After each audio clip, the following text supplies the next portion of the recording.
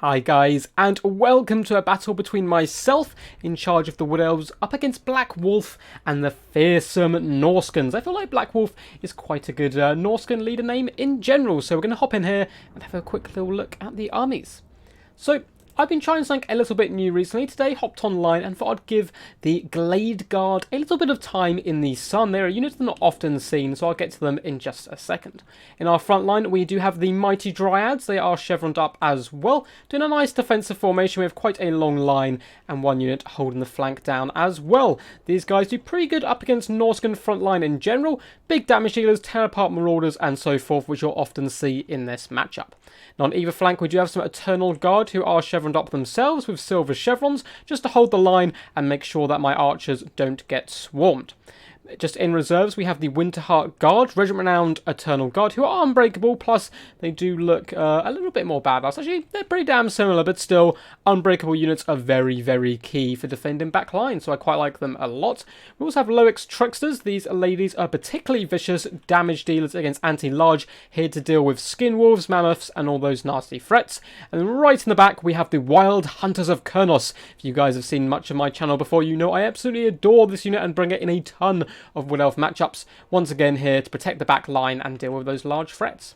So in the centre pocket, we have 3 units of Glade Guard with Starfire Shafts. So in fact, they do have fire damage, which is perfect for dealing with Frog, Skin Wolves, and anything which has regeneration. Now, Glade Guard don't get anywhere near enough love, in my opinion. These guys kind of got overshadowed, unfortunately, by Deepwood Scouts and Way Watchers and so forth. They don't do so much damage, but they do have that consistent fire and are a little bit cheaper. Up in the sky assisting them, we do have a Glade Lady, of course, coming in with the net there, and also Arrows of Kurnos, just going to be floating around, netting people, and basically getting map-wide control as much as possible. We have a Spellsinger of Beasts as well, with Flock of Doom and a Manticore Summon once again to help us try and control the map, which is what we're trying to do for the most part. My opponent's forces, he does come in with some Marauder Horsemen up front here, a couple of Skirmish Cav in the back as well, Horsemasters and Horsemen, and another 2 units also riding to the front line. So we have 5 Skirmish Cav to deal with, which is very scary up against Wood Elves, capable of running over archers in combat, and also trading with long-range firepower. For his main battle line, he does have a mixture of Marauder Spearmen, it looks like for the most part, mixing with some hardcore Marauder Champions as well to really tear through those Eternal Guard. I quite like the mix of elite and cheap troops here. Cheaper troops to hold the line and deflect those arrows with their bodies as much as possible. Then some Berserkers and Champions to really carve through the Wood Elves. We have Soul Crusher as well, regiment-renowned Warmouth. You may be a little bit wondering why would you bring such a large creature against someone who can bring Way Watchers and so forth, but it does have the enraged mechanic, giving it that 44% damage distance for 22 seconds, really allowing it to soak up some firepower. We also have Wulfric the Wanderer on foot as well, looking very vicious. You don't often get to see him on foot, but it makes him much harder to snipe. So without further ado, let's get this battle underway. So at this point, I hadn't seen the backline pressure coming in, so I noticed that he had 3 horse units, and I really want to take them offline as quick as possible. So we do, in fact, drop a Prey of Nath Raymer here, netting these Marauder Horsemen in place and increasing the damage taken by long range, and we're just going to be pelting them with arrows for now.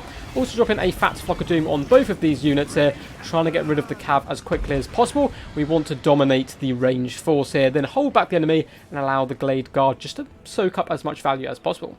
Opponent doing a decent amount of damage into the Winterheart Guard here. I still haven't actually noticed these guys, but soon the Wild Hunters of Kurnos will peel off and just scare them away, at least momentarily there. So all 3 units currently are firing. As you can see, we've already managed to scare off 2 units of the Marauder Horsemen, getting some really nice focus fire there, before switching once again to this 3rd unit.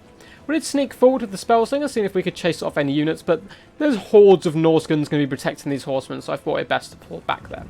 As you can see, we use the Wild Hunters of Kurnos just to drive these guys away before falling back to the trees, allowing us to reposition our main defensive line. And as you can see, we're starting to reposition as a whole, pulling the Eternal Guard in nice and close to these Glade Guards to make sure we protect them, and moving forward the Dryads to engage in this front line. It doesn't look too scary to me for this point onwards. I see a lot of Marauders and Spearmen, so I think, you know what, we'll put the Dryads forward, protect that back line as much as possible. Winterheart Guard have reformed as well, so their shields will be facing these Marauder Horsemen in case they do come close, start to throw some axes. And I'm not too fussed if the Winterheart Guard do just sit there and take fire all day, as long as they do their job protecting the Glade Guard. And as you can see now, are switching their fire onto the Soul Crusher, who hasn't yet popped his enrage. Eternal Guard line up valiantly to defend against the horde of Nordic champions, and these champions are going to have a field day cutting through the Eternal Guard relatively quickly, but they're holding the line for now. And as you can see, we do drop another Brave Enough Raymer, and coming in with mass archer fire from the Glade Guard, doing that nice consistent fire here, and we're starting to push up some of our other units towards the main line as well. So Soul Crusher down to about 5,000 health, but you can see how quickly it's dropping. It does now pop in rage as a fat Flock of Doom comes in, helping these Dryads out up against the much more superior Marauder champions. Now this is one threat my army could face. Soul Crusher popping through that front line and trying to hunt us down. So we're going to counter here. Loic Tricksters running with the Azrai Spears, doing that nice anti-large damage with that consistent fire as well. Even with Enrage, Soul Crusher is going down. We do summon a Manticore as well to put pressure on Wulfric and keep him from pushing into the back line. And over on the back here, we're still just leaving the Wild Hunters of Kurnos and also the Spearmen here just to fend off this core and keep the Glade Guard fighting. We don't need to get them into the front line. As long as these guys stay healthy, we're going to be pulling down those big targets. And as you can see, really nice counterplay by my opponent coming with the boat, but we still managed to drag down the Mammoth there. And Wulfric is really struggling in this front line up against this Feral Manticore. He's doing his best, he's doing his spins, but he is down now to about half health. And for the front line, we're holding relatively firm. So Wild Hunters, of course, are going to start flinging themselves into this very key engagement with a Flock of Doom as well. Overcast for that extended duration into the Berserkers and all these nasty champions just trying to assist as our front line was starting to buckle. However, on the right-hand flank, we have a nice surround now on these last remaining Marauder units, peeling them off, slowly finishing them one by one, and that will allow us to get a nice full surround in the main fight. Our Glade Guard did turn and start to annihilate these Horsemasters on this flank as well. Winter Guard, not a single kill on them, but they've done their job holding the line, allowing these guys to get the value. And as you can see, we're now breaking off all of the Horsemen in the front line. Leave my Wild Hunters of Kurnos a little bit in there too long. They should realistically be cycle charging or wrapping round the flank here, but we're still not doing too bad. We do get a nice net on Wulfric as he started to wander towards the Glade Lady, who's going to fall back, get back up in the air, and just do what she does best, and that is snipe. We do drop a net on Wulfric there, and just about to annihilate him with a load of archer fire, but the game does come to an end with army losses, so very well played to my opponent. Let's go to the end stats here and have a quick look through. So yes, very well played to Black Wolf, very good competitor overall, and his build, I quite like the mix of champions in with Marauder Spearmen and so forth, makes a nice balanced front line, maybe a little heavy on the Skirmish Cav. We do have 5 units. I can understand the desire to get them, run over Way Watchers and so forth, but this is where the Glade Guard really come into their own. You keep them behind your lines, they have nice long range, so you can buffer kind of in between yourself and the Horsemen with Spearmen and cheap and cheerful troops like Dryads, and then you just slowly work your way through them with that nice attritional constant fire. As you can see, 50, 49 and 27 kills. We took away all of the speed of Black Wolf's army with them and helped pick off the Soul Crusher. And once that happens, the Dryads and Eternal Guard can slowly surround the Marauder champions and more elite troops with the help of the Wild Hunters of Kurnos as well, and just drag them down.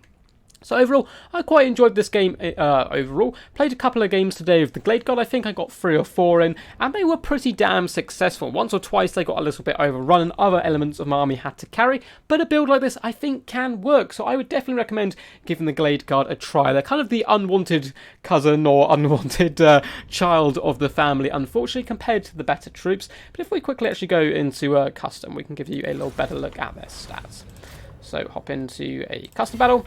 And here we go, we've got some equipped already. So Glade Guard here, they're quite a little bit cheaper than Way Watchers. If we go down here, 1,150 is so expensive compared to 650. You can also get the cheaper 500 variety as well, but especially against Norscans, I can see these guys being particularly useful because their flaming attacks helps shut down skin wolves, trolls, frogs, bonus versus so many troops, so I think they definitely have a niche in certain matchups.